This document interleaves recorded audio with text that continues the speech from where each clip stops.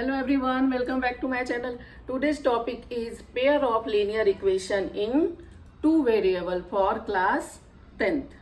Okay और जो NCERT की बुक में थर्ड चैप्टर पे आता है। और यदि वीडियो आपको स्लो यदि लगे तो आप उसको फास्ट फॉरवर्ड में करके देख सकते हो सो डैट कि आपका कुछ टाइम सेव हो। ठीक है, अभी हम चलते हैं इंट्रोडक्शन पे। तो इंट्रोडक्शन के लिए लीनियर इक्वेशन ऑलरेडी आप पीछे क्लास में पढ़ चुके हो। तो लीनियर इक्वेशन में होता क्या है, उसमें वेरिएबल की पावर मैक्सिमम 1 होनी चाहिए, तो वो लीनियर इक्वेशन हुआ।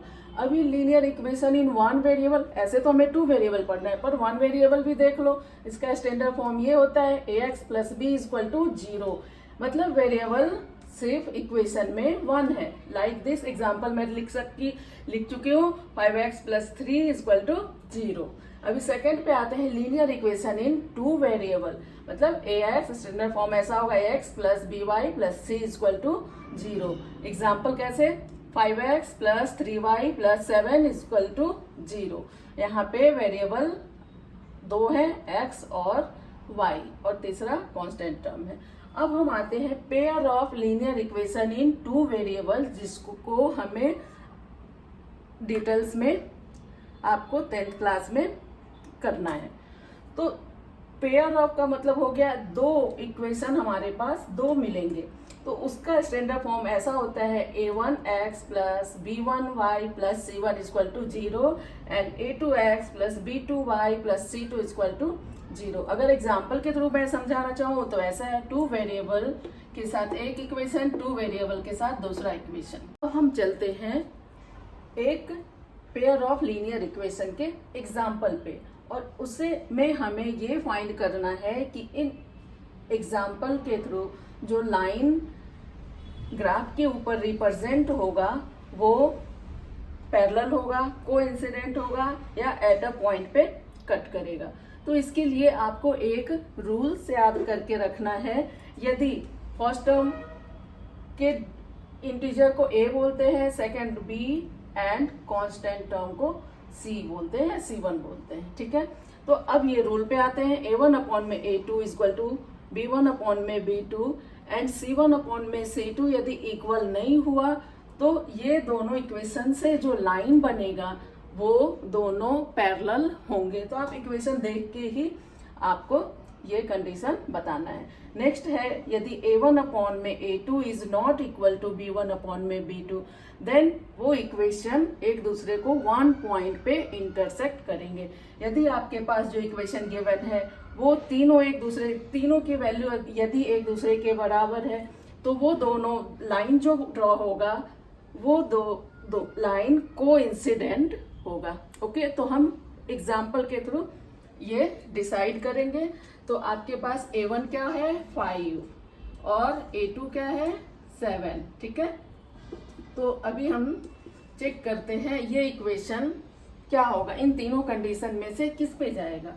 तो a2 is 7, b1 -4, b2 6, c1 8 and c2 -9। तो आप देख सकते हो a1 अपॉन में a2 is equal to 5 upon में 7 एंड b1 अपॉन में b2 इज -4 अपॉन में 6, यानी 2 2 4, 3 2 6। तो इसका क्या आ गया है -2 अपॉन में 3 और c1 अपॉन में c2 आया है 8 अपॉन में -9। तो यहाँ कोई किसी के इक्वल नहीं है, मतलब a1 is not equal to b1, a1 upon में a2 is not equal to b1 upon में b2। देन ये कंडीशन को फॉलो कर रहा है रूल 2, मीन्स ये दोनों इक्वेशन क्या करेगा, इंटरसेक्ट करेगा एट अ पॉइंट। तो आपको लिखना है इंटरसेक्ट एट अ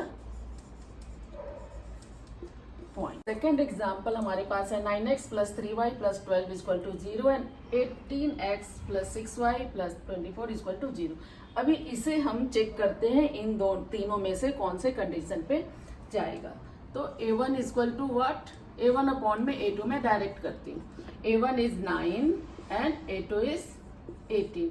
इसको सिंपलेस्ट फॉर्म यदि करोगे 9 1 जा 9, 9 2 जा 18, तो ये आ गया 1 अपॉन में 2। अभी लेते हैं b1 अपॉन में b2, वो क्या है 3 अपॉन में 6, 3 1 जा 3, 3 2 जा 6, मतलब इसका भी आया वैल्यू 1 अपॉन में 2। अभी आते हैं C1 पे, C1 अपॉन में C2, 12 अपॉन में 24, 12 1 जा 12, 12 2 जा 24, मतलब ये भी आया 1 अपॉन 2। अभी यहाँ क्या दिख रहा है, तीनों की वैल्यू 1 अपॉन में 2 है, मतलब तीनों एक दूसरे के बराबर है। दैट मीन्स ये कंडीशन फॉलो हो रहा है, क्या a1 अपॉन में a2 equal to b1 upon में b2 equal to c1 upon में c2। तो इसे हम बोलेंगे कोइंसिडेंट, मतलब जो दो लाइन इसके थ्रू बनेगा ग्राफ पेपर के ऊपर, वो एक दूसरे को कई पॉइंट पर कट करेंगे, तो इंटरसेक्टिंग एट कोइंसिडेंट। तो ऐसे ही आप और एग्जाम्पल लोगे और इस कंडीशन को चेक करोगे और फिर आप इस क्वेश्चन को रेशियो के थ्रू सॉल्व कर लोगे। Next question is find out whether the pair of linear equation is consistent and inconsistent। अब ये न्यू वर्ड आया consistent and inconsistent। तो इसके लिए हम consistent उस इक्वेशन को बोलेंगे जिसके पास ओनली वन सॉल्यूशन हो। जो आपने पिछले क्वेश्चन में सीखा था, ओनली वन सॉल्यूशन मीन्स जो एक दूसरे को ओनली वन पॉइंट पर कट करता हो, और मेनी सॉल्यूशन मीन्स कोइंसिडेंट, जो कई सारे पॉइंट से क्रॉस करता हो। ठीक है, तो वो आ जाएगा कंसिस्टेंट के कैटेगरी में। अभी दूसरा है इनकंसिस्टेंट। इनकंसिस्टेंट मतलब जो लाइन पैरेलल हो, जो एक दूसरे को कट करे ही ना, जिसके पास कोई भी सॉल्यूशन ना हो।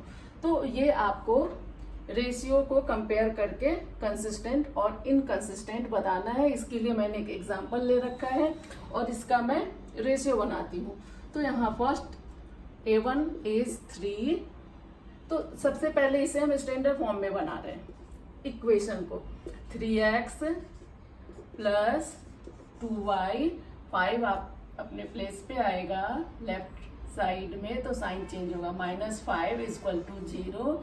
एंड नेक्स्ट इक्वेशन का standard form 2x minus 3y minus 7 equal to 0। अभी हम a1 पे आते हैं 3 और a2 is 2, b1 is 2 and b2 is -3, c1 is -7 -5 and c2 is -7।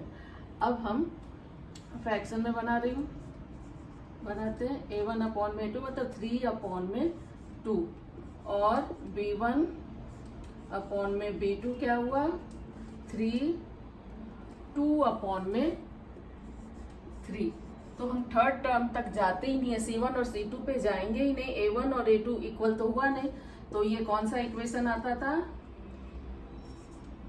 a1 upon में a2 is not equal to b1 upon में b2।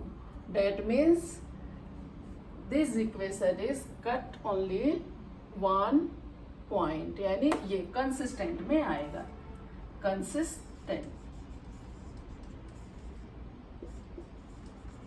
तो one example मैं और ले रही हूँ कंसिस्टेंट और इनकंसिस्टेंट फाइंड आउट करने के लिए। तो ये अपने पास इक्वेशन है और इसे पहले हम स्टैंडर्ड फॉर्म में कर लेंगे। तो 2x minus 3y minus 8 equal to 0 and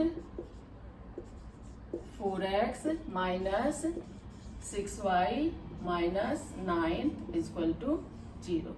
अब इसके रेशियो को लेते हैं। a1 is 2 and a2 is 4, B1 is -3 and B2 -6.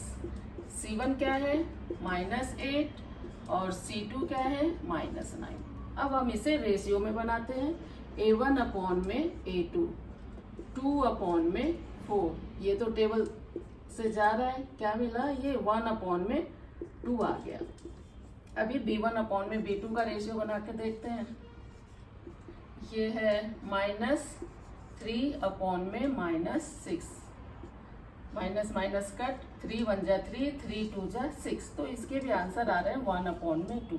अब हम आते हैं C1 अपॉन C2 पे. C1 is -8 and C2 is -9. ये किसी भी टेबल से नहीं जा रहा है. तो इधर अब क्या ऑब्जर्व कर रहे हैं? A1 अपॉन में A2 is equal to B1 upon में B2, बट C1 अपॉन में C2 is not equal to this. So हम यहाँ क्या कंसिडर करेंगे? No solution. इनकंसिस्टेंट में ये आएगा. यहाँ पर लाइन पैरेलल बनेंगे और यहाँ आ जाएगा नो सॉल्यूशन, यानी इनकंसिस्टेंट. तो आई थिंक इतना आपको समझ में आया होगा.